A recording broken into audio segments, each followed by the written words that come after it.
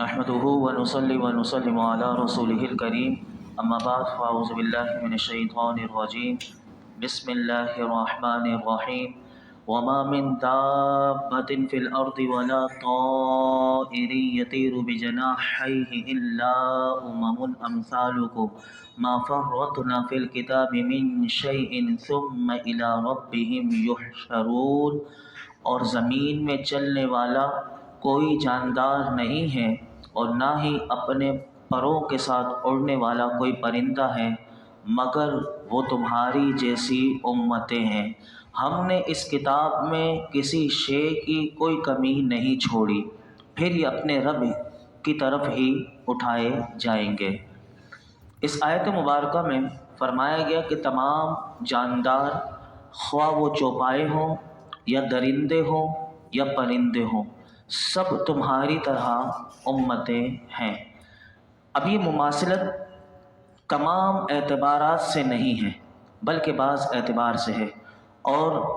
ان کی وجوہات علماء نے لکھا کہ یہ قرآن نے جو کہا کہ یہ تمہارے جیسی امتیں ہیں، تو سنیے، مفسرین فرماتے ہیں، بعض مفسرین،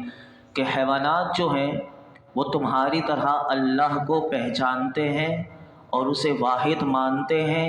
یکتا مانتے ہیں، اور اس کی تسبیح کرتے ہیں اور اس کی عبادت کرتے ہیں، جس کو ہم نہیں سمجھ سکتے۔ یہ جانور ہیں، حیوانات ہیں، ہمیں حیوان نظر آتے ہیں، لیکن یہ بھی اللہ کی تسبیح کرتے ہیں، یہ اس رب کو ایک مانتے ہیں۔ بعض نے فرمایا کہ بعض کا قول یہ ہے کہ وہ مخلوق ہونے میں تمہاری مثل ہے، بعض نے کہا کہ وہ انسان کی طرح باہم الفت بھی رکھتے ہیں اور ایک دوسرے کو سمجھتے بھی ہیں اور سمجھاتے بھی ہیں۔ جو جانوروں میں انٹرسٹ لیتے ہیں، جو جانوروں کو دیکھتے ہیں، تو جانور بھی اپنے بچوں سے بھی محبت کرتے ہیں۔ بلی کو دیکھ لیں کہ بلی جب بچہ پیدا کرتی ہے اس کے بعد کیسی محبت ہوتی ہے کہ وہ جب تک تھوڑے بڑے نہ ہو جائیں تو کس طرح وہ بلے سے بچاتی ہے کہیں اسے وہ مار نہ دے۔ ایک کتیا کو دیکھیے کہ وہ بچے دیتی ہے تو کس طرح جب تک وہ بڑے نہ ہو جائیں تو وہ دوسروں کو کاٹ جائے گی لیکن اپنے بچوں کی حفاظت کرتی ہے۔ تو اس طرح وہ ایک دوسرے کو سمجھتے بھی ہیں، سمجھاتے بھی ہیں اور محبت بھی کرتے ہیں۔ اسی طرح بعض نے فرمایا کہ اس آیت میں جو فرمایا وہ تمہاری طرح ہیں، تو اس سے مراد یہ ہے کہ وہ روزی طلب کرنے میں، ہلاکت سے بچنے، نر مادہ کی امتیاز رکھنے میں تمہاری مثل ہیں۔ بعض نے کہا کہ پیدا ہونے، مرنے کے بعد حساب کے لیے اٹھنے میں تمہاری مثل ہیں۔ یہ اللہ رب العالمین نے اس آیت میں ارشاد فرمایا۔ علماء فرماتے ہیں کہ قیامت کے دن انسانوں، جنوں کے علاوہ جانوروں، پرندوں کا حساب بھی ہوگا۔ کیسے ہوگا؟ اس آیت کو بعض احادیث مبارکہ سے وضاحت کی گئی۔ حدیث مبارکہ میں آپ کے سامنے رکھتا ہوں، مسلم شریف کی حدیث پاک ہے کہ حضرت ابو ہریرہ رضی اللہ تعالیٰ عنہ روایت کرتے ہیں کہ اللہ کے محبوب علیہ الصلوۃ والسلام نے ارشاد فرمایا، قیامت کے دن تم لوگ ضرور حقداروں کو ان کے حقوق سپرد کرو گے، حتیٰ کہ بے سینگ بکری کا والا، فرمایا کہ بے سینگ بکری کا سینگ والی بکری سے بدلہ لیا جائے گا، یعنی جو سینگ والی بکری نے اگر بے سینگ والی بکری کو اگر اپنا سینگ مارا تھا اس کا بھی بدلہ لیا جائے گا۔ اب اس حدیث پاک میں غور کیجئے کہ اگر دنیا میں کوئی کسی کا حق مارے گا لیکن قیامت کے دن اسے حق دینے پڑیں گے، تو اسی لیے ہمیں جو حقوق ہوں، چاہے وہ گھر والوں کے ہوں یا باہر والے کو ہوں، ان کے جو حق ہیں وہ ہمیں حق پتہ ہونے چاہیے اور ان کے حقوق کو ادا کرنا چاہیے۔ ایک اور حدیث پاک میں آپ کے سامنے رکھتا ہوں کہ حضرت عبداللہ بن عمرو رضی اللہ تعالی عنہ فرماتے ہیں، قیامت کے دن زمین کھنچ کر چمڑے کی طرح دراز ہو جائے گی اور اللہ تعالیٰ انسانوں، جنوں، چوپایوں، وحشی جانوروں،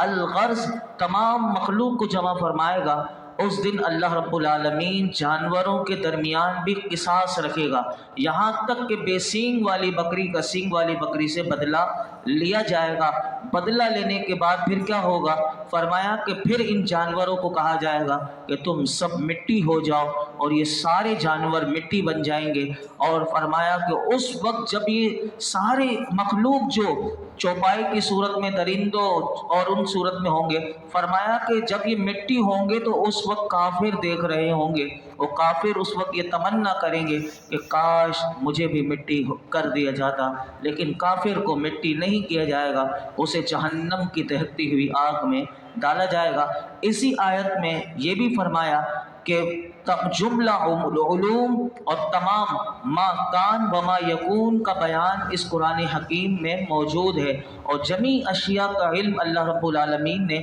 इस किताब में रखा है। इस किताब से मुराद उलमा फरमाते हैं कुरान हकीम भी है या लोहे महफूज भी है, और इससे रसूलुल्लाह सल्लल्लाहु अलैहि वसल्लम का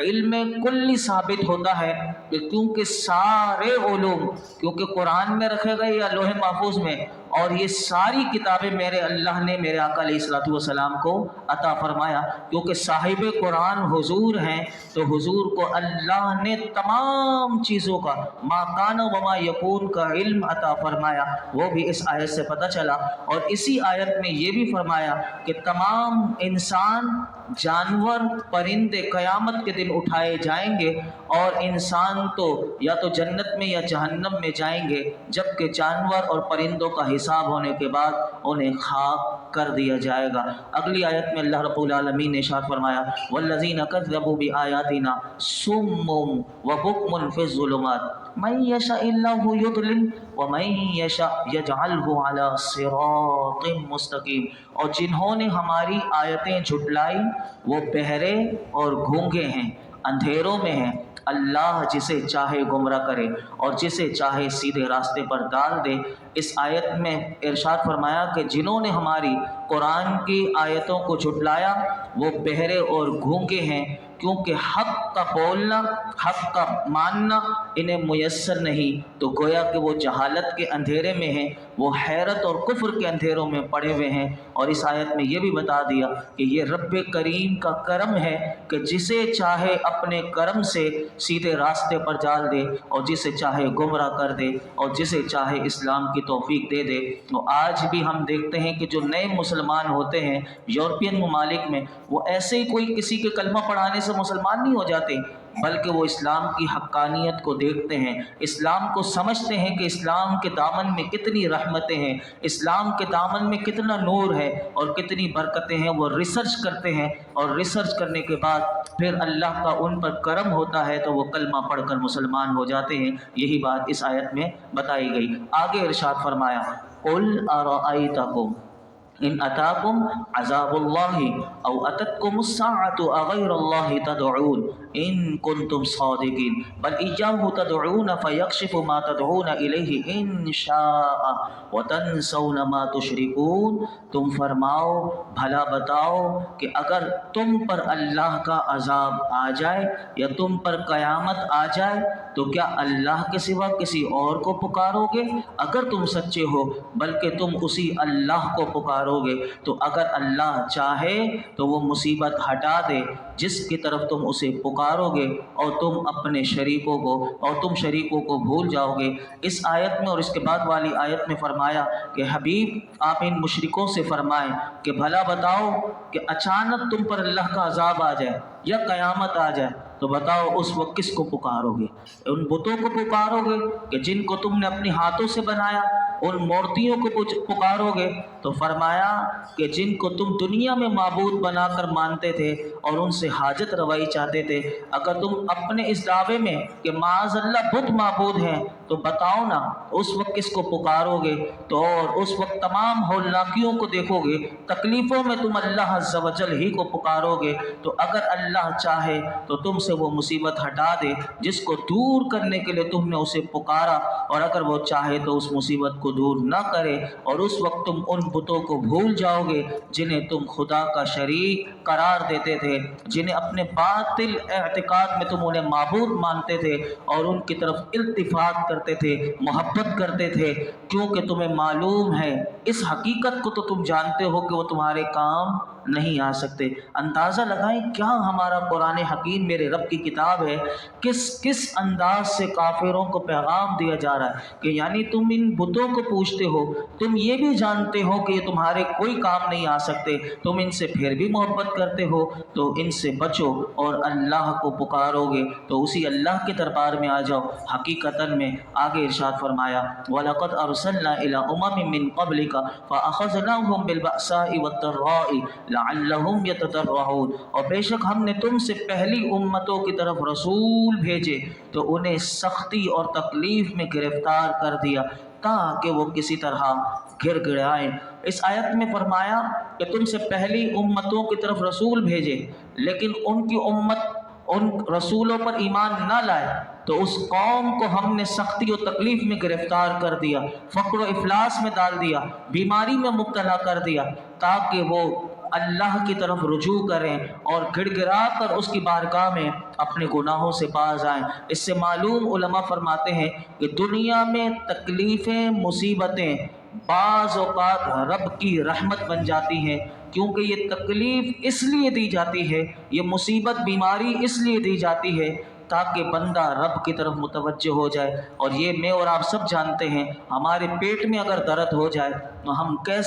ہم ڈاکٹر کی دوائی پر ہمیں یقین نہیں، اور اس وقت ہمارے لبوں پر کیا ہوتا ہے، اے اللہ تو ہمیں شفا دے دے۔ یہ صرف ایک پیٹ کے درد کی بات، ہاتھ میں کوئی درد ہو جائے، صبح اٹھتے ہوئے کوئی گردن اکڑ جائے تو کیسے ہی بندے کی چیخ نکل جاتی ہے کہ یہ گردن کیوں اکڑ گئی، اور اس وقت بار بار بندہ دعا کرتا ہے یہ کیا ہو گیا میری گردن میں، یہ میری کمر میں کیا ہو گیا۔ اٹھتے ہوئے گھٹنے اگر وہ ہو جائے تو بندے کو کیسا وہ فوراً اٹریکشن، اس کی فوراً توجہ اپنے رب کی طرف جاتی ہے، لیکن وہ توجہ جو ہماری حقیقت میں اپنے رب کی طرف ریئلٹی ہونی چاہیے، وہ ریئلٹی نہ ہماری نمازوں میں ہوتی ہے، نہ وہ ریئلٹی ہماری دعاؤں میں ہوتی ہے، نہ وہ ریئلٹی ہماری زندگی میں ہمیں نظر آتی ہے کہ بس تکلیف آئے گی تو وہ حقیقت میں ہم اپنے رب کی طرف واقعی متوجہ ہوتے ہیں، لیکن تکلیف نہ ہو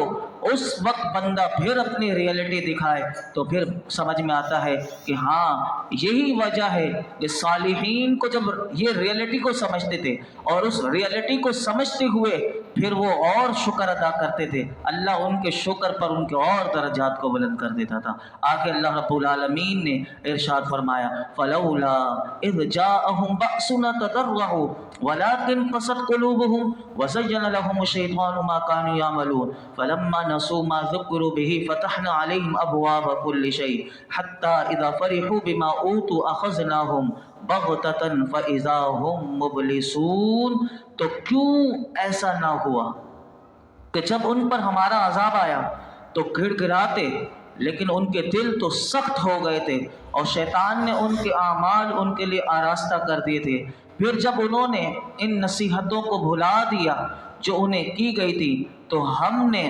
ان پر ہر چیز کے دروازے کھول دیے، یہاں تک کہ جب وہ اس پر خوش ہو گئے جو انہیں دی گئی تو ہم نے انہیں اچانک پکڑ لیا، بس اب وہ مایوس ہو گئے۔ اس آیت میں اور اس کے بعد والی آیت میں بہت بڑا پیغام ہے ہم سب کے لیے کہ فرمایا،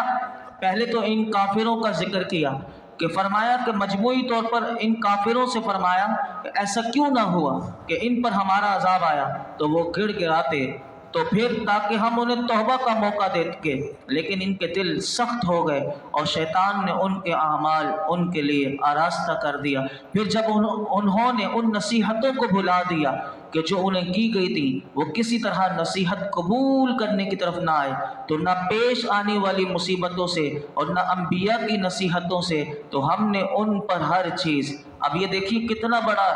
پھر اللہ کا پکڑ کیسی سخت ہوتی ہے کہ جب بندہ پہلا موقع ملتا ہے توبہ کی طرف نہیں آتا، نصیحت کو قبول نہیں کرتا، تو پھر کیا ہوتا ہے، پھر کہا کہ پھر ہم اگلا اسٹیپ اس پر یہ آتا ہے کہ ہر چیز یعنی صحت ہو، سلامتی ہو، وسعت رزق ہو، اس کے دروازے کھول دیتے ہیں۔ پھر یہ وجہ کیا؟ فرمایا تاکہ وہ اس عیش و عشرت پر خوش ہو گئے اور اپنے آپ کو اس کا مستحق سمجھنے لگے اور قارون کی طرح تکبر کرنے لگے، تو ہم نے اسے اچانک پکڑ لیا اور انہیں مبتلا عذاب کر دیا، اب وہ ہر بھلائی سے مایوس ہو گئے۔ علماء کہتے ہیں کہ اس آیت سے یہ پتہ چلا کہ اگر اللہ کی نعمت ملے اس پر خوش ہونا اگر یہ فخر کے ساتھ ہو، تکبر کے ساتھ ہو، شیخی کے طور پر ہو تو یہ کافروں کا طریقہ ہے، اور اگر شکر کے طور پر ہو، نعمت ملی شکر کیا تو فرمایا یہ صالحین کا طریقہ ہے۔ اس آیت سے یہ بھی پتہ چلا کہ اگر دنیاوی راحتیں کفر اور گناہوں کی وجہ سے کوئی کافر ہو یا گناہوں میں وہ بڑھتا چلا جائے، اس کو اللہ کی نعمتیں مل رہی ہوں، تو یہ یاد رکھیے کہ وہ اللہ کی طرف سے اسے ڈھیل ہوتی ہے، اور یہ ڈھیل اس کا غضب اور عذاب ہے۔ اس سے تاکہ کیا وجہ ہے، تو تاکہ وہ اور گناہوں میں دلیر ہو جائے اور کبھی خیال کرتا ہے کہ گناہ اچھی چیز ہے، ورنہ یہ نعمتیں مجھے نہ ملتی۔ اگر یہ بندہ یہ سوچ لے کہ میں گناہوں کی وجہ سے ہی مجھے یہ مل رہی ہیں، تو علماء کہتے ہیں یہ کفر ہے، کہ جس نے نعمت ملنے کے بعد اور اپنے گناہ کو اچھا سمجھ لیا تو یہ کفر ہے۔ حدیث پاک سنیے کیا میرے آقا علیہ الصلوۃ والسلام ارشاد فرماتے ہیں، حضرت عقبہ بن عامر رضی اللہ تعالیٰ عنہ سے روایت ہے کہ رسول اللہ صلی اللہ علیہ وسلم نے ارشاد فرمایا کہ جب تم یہ دیکھو کہ اللہ تعالیٰ بندوں کو ان کے گناہوں کے باوجود ان کی پسند کے مطابق عطا فرما رہا ہے، تو یہ ان کے لیے اللہ کی طرف سے استدراج اور ڈھیل ہے۔ پھر نبی کریم صلی اللہ علیہ وسلم نے قرآن کی یہ آیت تلاوت کی، فَلَمَّا نَسُوا مَا ذُكِّرُوا بِهِ فَتَحْنَا عَلَيْهِمْ أَبْوَابَ كُلِّ شَيْءٍ حَتَّى إِذَا فَرِحُوا بِمَا أُوتُوا أَخَذْنَاهُمْ بَغْتَةً فَإِذَا هُمْ مُبْلِسُونَ۔ پھر جب انہوں نے ان نصیحتوں کو بھلا دیا جو انہیں کی گئی تھی تو ان پر ہم نے ہر چیز کے دروازے کھول دیے، یہاں تک کہ وہ ان پر خوش ہو گئے جو انہیں دی گئی تھی، تو ہم نے انہیں اچانک پکڑ لیا، بس اب وہ مایوس ہو گئے۔ اور حضرت حسن بصری رضی اللہ تعالیٰ عنہ فرماتے ہیں، خدا کی قسم، بڑا غور سے سنیے گا یہ جو پیغام حضرت امام حسن بصری فرما رہے، حدیث پاک سنی، امام حسن بصری فرماتے ہیں کہ اللہ کی قسم کہ جس شخص کو اللہ نے دنیا میں فرصت دی، یعنی ہر چیز وسیع کر دی اس کے لیے، فرمایا اسے یہ خوف نہ ہو کہ اس میں اللہ کی طرف سے کوئی خفیہ تدبیر میرے لیے نہ ہو، تو اسے یہ خوف ہی نہیں ہے دل میں، تو فرمایا اس کا عمل ناقص اور اس کی فکر کمزور ہے۔ اور فرمایا جس سے اللہ نے وسعت کو روک لیا، یعنی تنگی ہی تنگی، جیسے ہم سب کے لیے پیغام، یعنی تنگی ہے، ہر چیز میں تنگی ہے، فرمایا اس نے یہ گمان نہ کیا کہ وسعت روکنے میں میرے لیے کوئی بھلائی ہے، تو فرمایا اس کا عمل بھی ناقص ہے اور اس کی فکر کمزور ہے۔ اس سے علماء کہتے ہیں ان نام نہاد دانشوروں کو سبق حاصل کرنا چاہیے جو کافروں کی ترقی دیکھ کر اسلام سے ناراض ہوتے ہیں۔ آج ایسے لبرل ٹائپ کے اسکالر بن کر وہ میڈیا پر آ کر وہ یورپ کی ترقی کو بیان کرتے ہیں اور اسلام سے ناراض ہوتے ہیں، اور مسلمانوں کو معیشت کا رونا وہ دکھاتے ہیں اور روتے رہتے ہیں کہ معیشت ایسی ہے، اور کفار کی اندھی تقلید کرنے کا حکم دیتے ہیں، اور جو اسلامی شرم و حیا اور تجارت کے شرعی قوانین جو ہیں ان کو لات مارنے کا مشورہ دیتے ہیں۔ یہ ایسے آج معاشرے میں ایسے لوگ ہیں کہ جو سود کو پروان چڑھانے والے، جو معیشت کو کہتے ہیں کہ ایسے معیشت بڑھتی ہے، حالانکہ اگر حقیقت میں کوئی چلا جائے ان کے، تو یقین کیجئے کہ ان کے پاس چاہے کتنی بھی دولت ہو، یہ اندر سے برباد ہو چکے ہیں اور انہیں ڈھیل دی ہوئی ہوتی ہے اللہ نے۔ تو یہ ہمیں قرآن جو پیغام دیتا ہے اس پیغام پر ہمیں عمل کرنا چاہیے۔ اللہ رب العالمین جو کچھ سنا اسے یاد رکھنے، عمل کرنے کی توفیق عطا فرمائے، اور زندگی جو ملی ہے اسے غنیمت سمجھتے ہوئے نیک اعمال کرنے کی اللہ رب العالمین ہم سب کو توفیق عطا فرمائے۔ الحمدللہ رب العالمین والصلاة والسلام علی سید الانبیاء والمرسلین وعلی آلہ واصحابہ اجمعین۔ اے اللہ پاک جو کچھ آج ہم نے درس قرآن میں سنا، مولا کریم سے یاد رکھنے، سمجھنے، عمل کرنے کی توفیق عطا فرما۔ درس قرآن سننے سنانے میں کوئی غلطی کوتاہی ہو معاف فرما، اپنی بارگاہ میں شرف قبولیت عطا فرما۔ اے اللہ جس طرح قرآن حکیم کا حق ہے، جس طرح اس کو سمجھنا چاہیے، جس طرح سمجھانا چاہیے، جس طرح عمل کرنا چاہیے، اے میرے مولا اسی طرح سمجھنے، سمجھانے، عمل کرنے کی توفیق عطا فرما۔ یا رب العالمین قرآن کا نور عطا فرما، قرآن کی معرفت عطا فرما، قرآن کا حق ادا کرنے والا بنا دے، قرآن کوئی تلاوت کا ذوق و شوق دے دے، قرآن کا نور دے دے۔ اس قرآن کو پڑھ کر جو صالحین جس طرح پڑھ کر اسے روتے تھے، اللہ وہ رونے والی آنکھ دے دے۔ یا اللہ جس طرح صالحین اس کو پڑھ کر جو جنت کے انعامات کو سن کر خوش ہوتے تھے، اللہ ہمیں بھی وہ جنت کے انعامات پر خوش ہونے والا بنا دے۔ جو وعیدیں ہیں یا اللہ ان وعیدوں کو یاد رکھنے کی توفیق عطا فرما، ہمیں ہر قسم کے گناہ سے بچنے والا بنا دے۔ اے میرے مالک، ہم تجھ سے تیرے فضل کو، تیری رحمت کا سوال کرتے ہیں۔ اے اللہ ہم سب پر، عالم اسلام پر، میرے آقا کی امت پر خاص اپنا فضل و کرم، اپنی رحمتیں برکتیں عطا فرما۔ حضور کی امت پر رحم و کرم نازل فرما۔ اللہم اصلح امت محمد، اللہم ارحم امت محمد، اللہم فرج امت محمد صلی اللہ علیہ وسلم۔ یا اللہ یہ درس قرآن میں جتنے حاضرین موجود ہیں ان سب کی